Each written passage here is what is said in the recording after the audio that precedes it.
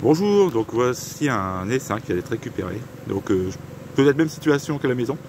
Il faut que je contrôle, voir ce que j'avais laissé dans une colonie des îles Royales parce que je trouvais que le couvert n'était pas terrible.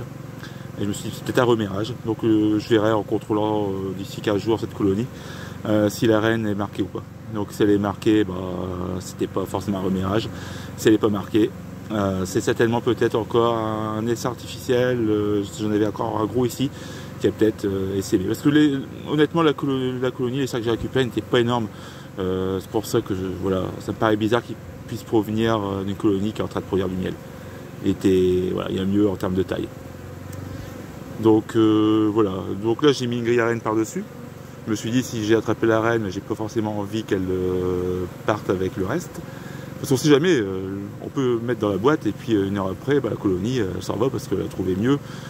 Il y a des éclaireuses qui font le tour et bon, on n'est jamais à l'abri. On peut leur proposer un gîte magnifique, elles peuvent quand même partir, même le lendemain. Donc si j'ai la possibilité, je mettrai un cadre de couvain tout à l'heure quand je ferai mon contrôle. Donc pour l'instant, je ne vais pas y toucher. Je vais tour de gazon. En fait, j'étais venu pour un tour de gazon et faire un peu de jardinage.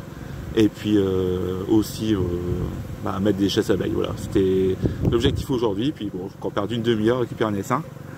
Voilà, donc vous voyez, ça a l'air de monter, donc encore par ici, ça devrait être bon.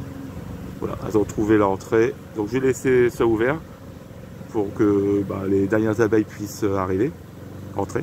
Alors j'ai dû couper la branche parce que une partie de la branche, rien à faire. Comme il y avait une certaine hauteur, il y avait toujours une grosse grappe d'abeilles qui restait perchée. Et c'est à cause des phéromones. Donc j'ai coupé la branche, j'ai secoué.